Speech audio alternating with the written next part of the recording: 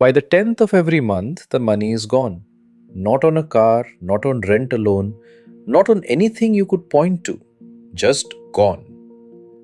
Today, I want to walk you through exactly where a good salary leaks away, one tap at a time, and then show you a fix so simple it feels like cheating.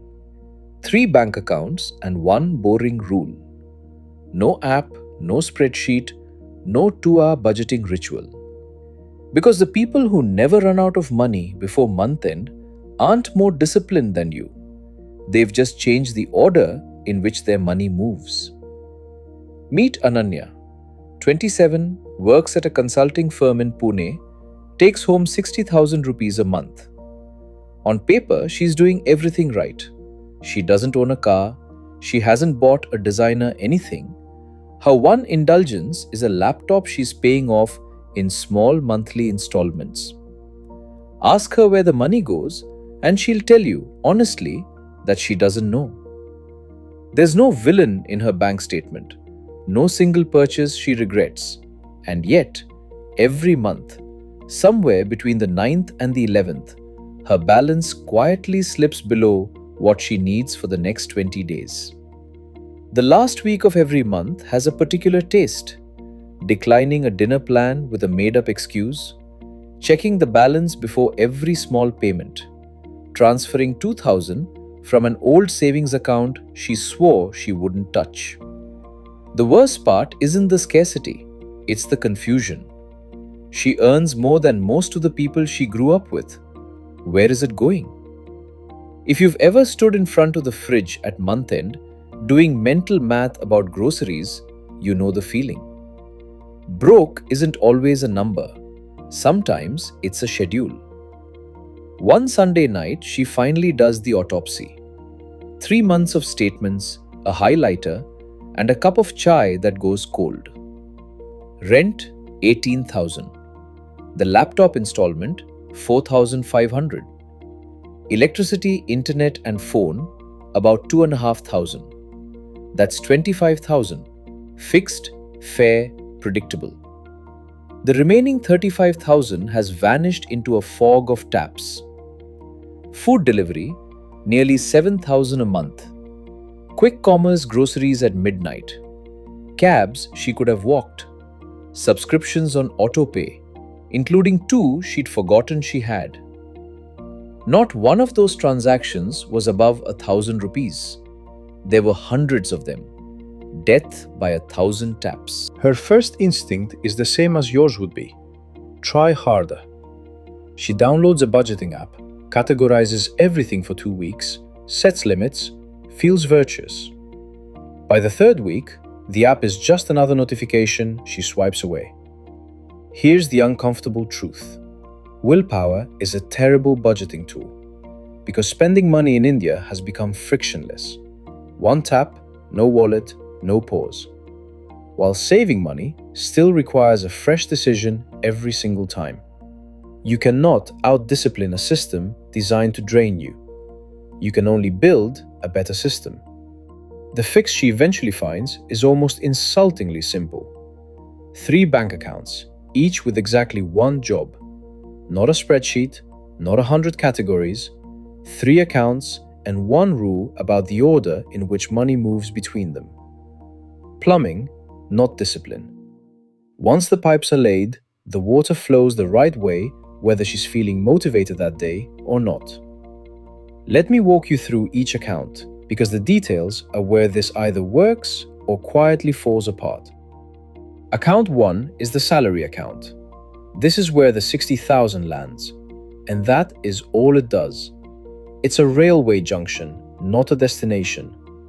Rent, the laptop installment, electricity, phone, every fixed bill sits on autopay from here, about 25,000 in all.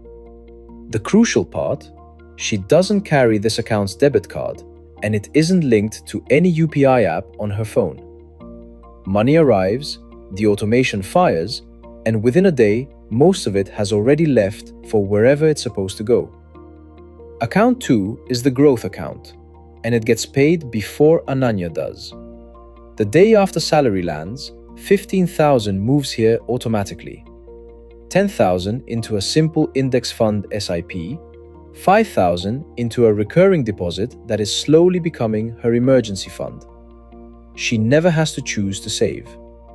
By the time she wakes up on the morning after salary day, the decision has already been made by a standing instruction she set up once on one quiet evening.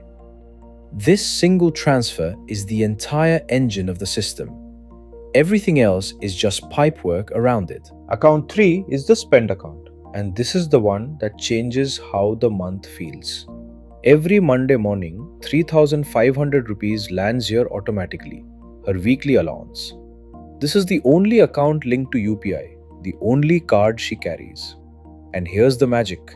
Every rupee in it is genuinely, completely guilt-free. The savings are already done. The bills are already paid.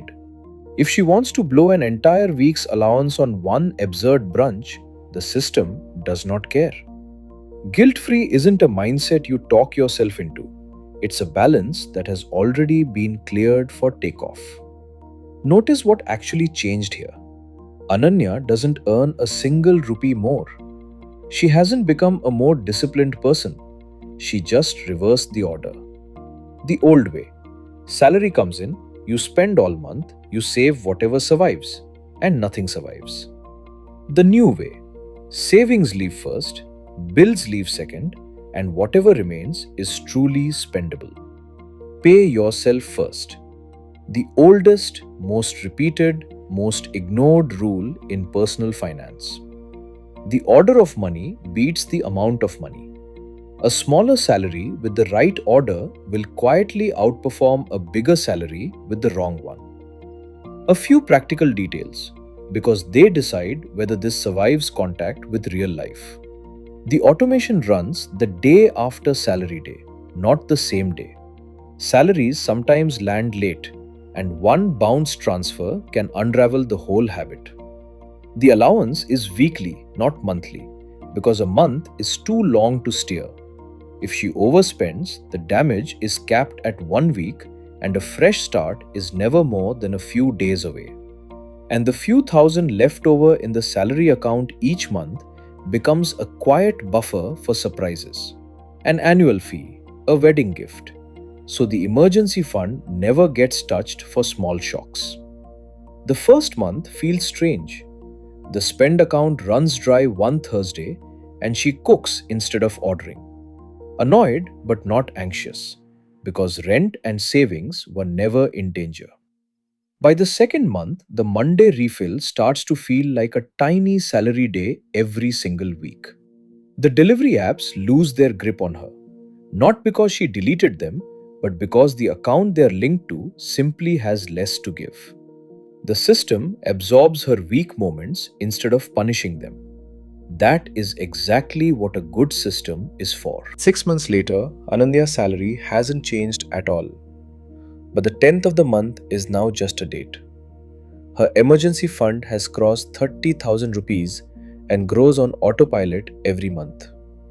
Her SIP has quietly put 60,000 into the market without her lifting a finger.